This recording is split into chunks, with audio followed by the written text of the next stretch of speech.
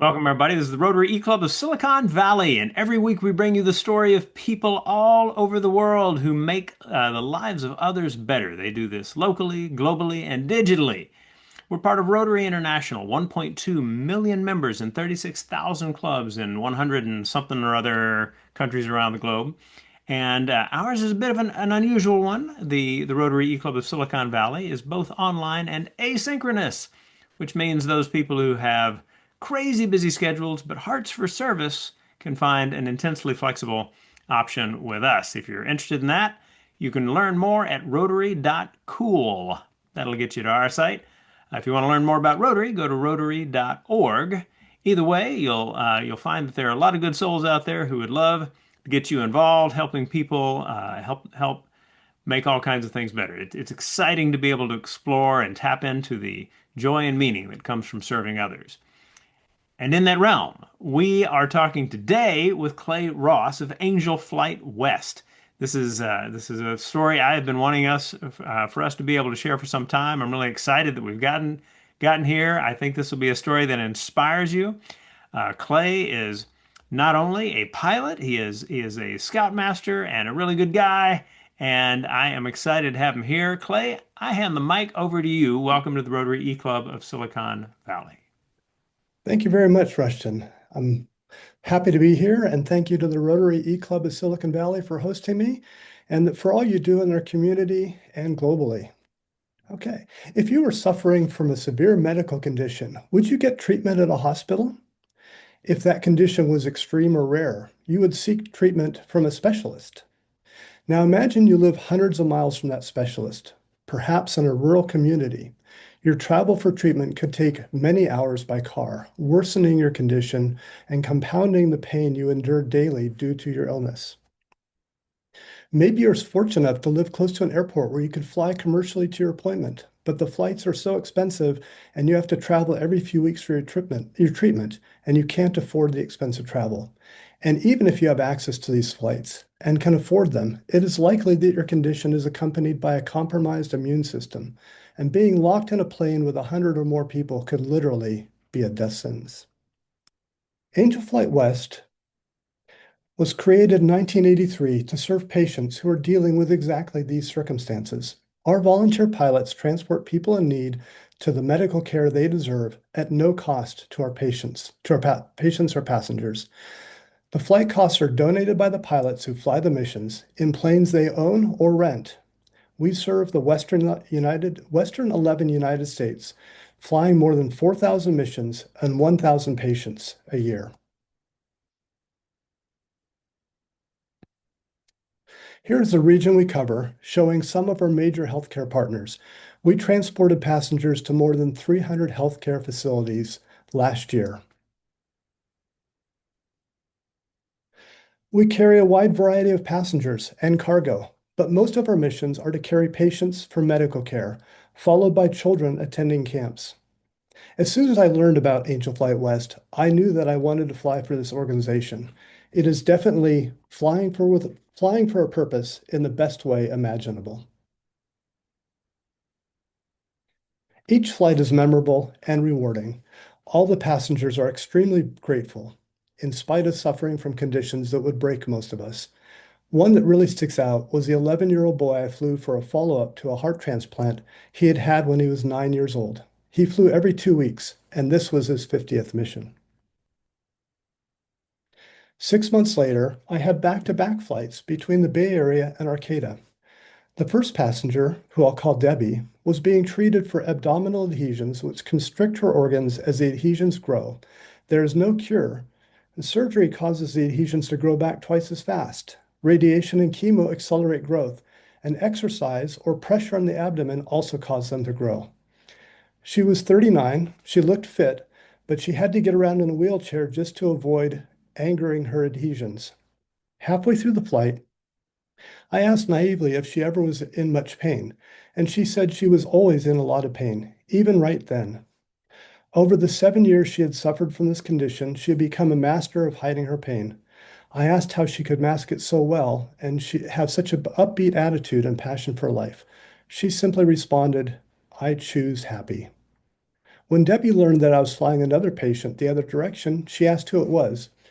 I didn't feel I was able to share the name of the other passenger, but when I described her, Debbie immediately identified the passenger, who I'll call Beth, and said that they had been close friends for years but lost contact when Beth got breast cancer 5 years earlier. It turned out that Beth had been Debbie's nutritionist when she developed the abdominal adhesions. As soon as we landed, Debbie sent a message from my phone to say hello to Beth before she headed home with her young family. The return flight with Beth was just as inspirational. Beth was an avid outdoor enthusiast, kayaking, mountain biking, backpacking, climbing, doing everything outdoors. She had been treated for breast cancer 5 years earlier and was in remission until 6 months before I flew her. Now her cancer was back and it was stage 4. She was traveling for treatments she could not get near her home. As she watched the scenery slipping by below us, Beth said the most rewarding thing I've heard on any of my missions. She said that she looks forward to these flights, not because they make her driving and her life simpler, but because she gets to look down on the beautiful scenery that she explored on bike, foot, and kayak, and that it takes her mind away from, ever so briefly, her destiny and the cancer treatments that she had the next day, and to the life, and thinking back to the life she had lived so fully.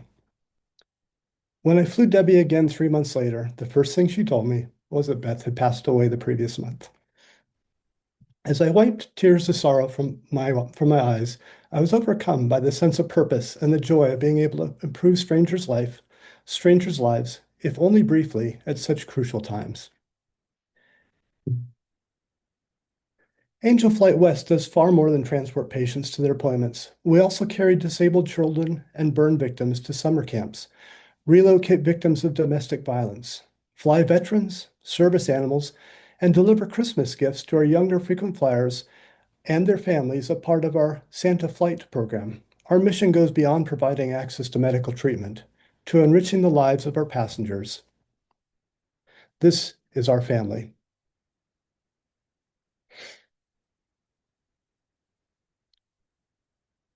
Who can fly?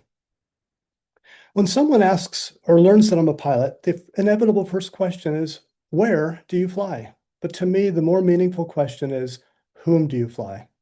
I love to fly our Angel Flight West passengers because they give me the gift of perspective and a special sense of purpose. I feel fortunate to meet every one of my patient passengers and feel more fortunate for having known them. Angel Flight West exists because of volunteers. This quote, seen here, applies to many of us. Roughly half of my own flying is for Angel Flight West. But we also need drivers and non-flying volunteers just as much. Because if you think about it, when somebody gets from point A to point B, and those are airports, your doctor is not at the airport. You need to actually take ground transportation to get from the airport to your medical treatment. So we need drivers and also volunteers who fly along to provide extra help. I had one person fly along with me who it turns out was bilingual. And even though my passenger spoke fluent English, as soon as my friend, my colleague, started speaking to her in Spanish, you could see the relief set on her face. And she just felt more comfortable with the flight and what she had ahead of her for that day. So, how can you help? The drivers we call Earth Angels. They volunteer their time and mileage to take patients from the airport to their appointment. Mission assistants, like the one I just described, accompany the pilots on flights when the patient might need in-flight attention. If you want to elevate your flying or your driving with a real sense of purpose, please volunteer or donate by contacting the charitable organization that covers your state. We're one of 7 organizations in the US that does this, and we're the oldest, being founded in 1983, as I mentioned before. If you're in the Western United States, visit angelflightwest.org to learn about Angel Flight West. Otherwise, see aircarealliance.org for a full list of volunteer pilot organizations. Here's a QR code which you can scan, and we'll also have a link available later. Clay, thank you so much. What a wonderful story. Oh my goodness. Now, I want to dive into the Q&A, but I want to start by introducing just the group that we have for this recording. From our club, Sandy here in the Bay Area. I am in San Jose, also in the Bay Area. A charter member of our club, but now a member of a club in Eastern Canada. Chris, good to see you, sir. And longtime friend of the club, Claire in Newport, Oregon. Always good to have you with us as well. So let's start with this. These missions that you guys fly as pilots, part of Angel Flight West, is there kind of a standard cost? I mean, do you end up working with organizations to say, hey, can you fund 10 of these missions, or how do you approach the collaborations that allow you guys to do this? That's a great question. So I should probably insert here. So we're an organization of volunteers, but we can't get our job done without a team of about 15 very dedicated full-time staff. So while we are predominantly volunteer run and volunteer donated, there's actually a lot of money it takes to keep this organization going. Those volunteers include coordinators. So if a patient needs a flight, the coordinators make sure that they find volunteers either through automatic sign up on our volunteer website, or through calling the volunteers and texting to get them to sign up. So the actual cost of the mission is borne entirely by the individuals, and there's no prepaying for it. If I sign up for a mission, I know that everything that lies ahead for me in that mission is going to be costs that I bear personally. And so people individually decide, do they want to fly one mission a year? Do they want to fly 5, 10, 20? We have one pilot that flies about 70 or 80 missions a year. Um, I think the second most in our state is probably about 30, and there's a group of us sort of in the range of 20, and then hundreds of people doing one mission a year. So if you were flying from here to the Central Valley, what I understand that you can take a commercial flight, but I mean, I don't know what it would cost to pay for the fuel to do that. Yeah, so it actually it's a tougher question to answer than you would think, because it really depends on the type of airplane. But if you talk about the plane that most people fly, and most of us are flying either four-seat or six-seat single engine piston powered planes, a plane that has an engine much like you would have in your car. And those planes typically cost between $150 to $250 per hour is the way you pay for it. If the engine's not running, you're not paying. And a flight to the Central Valley will run you about 40 to 45 minutes. So you're looking at an hour and a half of flying, somewhere between, say, $250 to $400. Well, that is a generous contribution. Although I would say that your time and heart is what really makes this work so well. Do you have a sense of how many pilots and how many Earth Angels you've got like in the organization? I do. In fact, as the slide said at the beginning, I'm the Northern California wing leader. We have one wing per state, except for our beautiful state of California, we've split into North and South.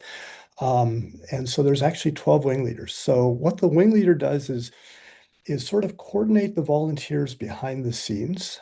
So I don't worry about whether somebody's flying a mission tomorrow, but one of my missions is to make sure that all of the pilots are flying or get answers to questions they might have as they become a new pilot, a new volunteer, mentoring them into the program so they become an active participant. So we have in Northern California, we have about 380 pilots listed as being active. Interestingly enough, a stat that I found out 4 months ago when I took on this job, 70% of those did not fly in 2025. So one of my first objectives is to get people to become active again. There's a number of reasons people don't become active. And so one goal I'm going to do is to get them to become active or to consider volunteering other ways. As you said, time is something that for most people is a bigger shortage than cost. And so often people sign up with good intentions, but they just don't have the time to volunteer. But as I said, it does take money to make our organization run. So I'd like to see volunteers Giving one of the three T's we're all familiar with. Maybe giving up some of their treasure in addition to their time if they can't volunteer their talent. Well, having such a group of people have an opportunity to do this kind of thing is clearly very important. So, we think about Rotary and its opportunity to get people into a space where they can serve, where they can get engaged in service. And same thing with Angel Flight, where you're giving pilots and others the opportunity to serve. Uh, I would imagine that the stories themselves are part of the reason people make a choice. And I understand that you made a presentation at the Niles Club here in the South Bay just recently, and that apparently got somebody to say, I'm going to be one of your Earth Angels. We're going to do this. Yep. So if people want to learn more about the stories that are so powerful, your YouTube channel, your website, where is the best place to do that? So starting from the website, there are links from the website that will take you actually to the YouTube channel for Angel Flight. So that link I sent earlier, info@angelflightwest.org, and the video has the QR code, and we can send the link along also. That's a good place to start. And you'll see some of the testimonials. The video I wanted to share is called Luis's Story. It's about a young man who's 8 years old, had a liver transplant when he was 4. It's a very moving story, but it is unfortunately or fortunately not very different from what a lot of these are. I shared a couple of my personal experiences. Um, you mentioned Earth Angel. I'd like to take this point to interject something about Earth Angels and why I find them to be so valuable. I'm not sure how many of you have flown in a small plane before. Probably most of you have. Um, and you're right there with the pilot. And one thing you probably know, if the pilot is, in a busy airspace, is there's a lot going on. There's not much time to talk to your passengers. It's what we call a sterile cockpit. Means that we can't be talking to the passengers most of the time. So I find that I actually learn more about the passengers, particularly if it's a short flight, if I decide to drive them from the airport to or from their appointment.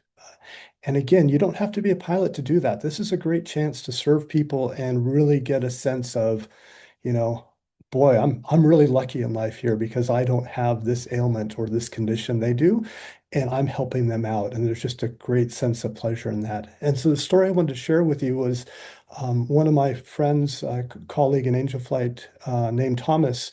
One day I saw him sitting at the Palo Alto airport. He was waiting for a flight to come in, and he's one of our pilots, but that day he was driving a passenger. And he told me he really likes driving the passenger. He shared a story that had happened a month earlier. He was waiting at the airport for 45 minutes with a 14-year-old boy that he had picked up from Stanford Hospital. And this boy was going to be flying back home, and the pilot was running late due to weather delays. Finally, the flight got there. So after 45 minutes of talking, this 14-year-old boy that he didn't know an hour earlier stood up, gave him a big hug, and said, "Mr. Ricks, this has been the highlight of my life, or highlight of my week." And 2 days later, Tom found out that young man had passed away. And just the joy, the sadness, but also the joy to think that he had made such an impact on this young man in his final days was just really, really moving. And that's something that you can't buy. And we don't want to be in that situation, but we also want to help people so that they have that highlight. And that's why, even though we often use the money to pay for Ubers and Lyft, when we can't find a volunteer to drive, we'd really prefer to have a volunteer drive because guaranteed nobody's in an Uber is going to get the same experience unless they have an exceptional Uber driver that they would from one of us. And it doesn't take much to be a driver. It just takes people with a good heart like Rotarians and Angel Flight people. Wow, that is incredibly moving. I mean, so we're talking about pleasure of being able to help others, purpose in life, the Mhm. privilege of having the opportunity to be able to help in this way. I mean, this is an incredible story. So Claire asks a question, or she talks about how in her part of Oregon, there's a lot of need for specializations that may not be in the community, and that there's another organization that she mentions in the chat. You may see there are there other organizations like Angel Flight West, or are they mostly just kind of services for which people would have to pay? So I mentioned the Air Care Alliance. So the Air Care Alliance is an organization, an alliance of more than 50 organizations that do what's called public benefit flying. And this is flying for the public good. It can be carrying organs, carrying blood, carrying passengers, carrying dogs. We carry dogs too. For service dogs, they're going from, eight-week-old service puppies to take them to their trainers so they can be given to be like dog guide dogs for the blind. I'd say Angel Flight and the other six organizations like Angel Flight that have the Angel Flight name in the title, they're sort of the most broad. Um, there's one organization that flies just puppies. There's a couple of those. There's one that flies turtles on the northeastern United States. These are all part of Air Care Alliance. If you're looking in Oregon, if the organization is doing something like us, as far as I know, it's probably something that's charging because I don't know of anybody else in the Western United States that does the breadth of what we do at no charge to the recipient. Well, that element of the organization that for Angel Flight there is no charge at all for the Right, recipient. That by itself can give people hope, right? Just the knowledge that that's out there. right. Let's talk a little bit about some of the other ways that and you made reference to this a minute ago with the dogs and the turtles, but you also talk in the presentation about taking, kids to camps, Yes, like kids who are burn victims and things like this. yes. Can you tell a little bit more about some of the other services that you're able to provide or the other opportunities that your service is able to provide? Yes, our camp program is a very big one. We have at least a half dozen camps that we support every year, and we fly kids in from all over, primarily California, to camps. There's one in the hills above Fresno, several in the Fresno area, up in the foothills, some cases, sometime in the valley. And we will fly the passengers from their home airport to the camp or in groups. A lot of times there'll be multiple kids on one plane, which is they get to sort of bond with the other kids. So these are kids who they're burn victims. There's camps for the blind, camps for the deaf. Um, I've got some veterans organizations we service. We do have on our list that we transport victims of domestic violence and victims of trafficking. I do not know of anybody personally that has flown anybody that is in our charter. So their charter is very broad. We're not necessarily flying many people outside of sort of the camp and veteran and medical care. During COVID, we were doing blood transport because we stopped flying during COVID due to social distancing, flying passengers, but we would fly blood.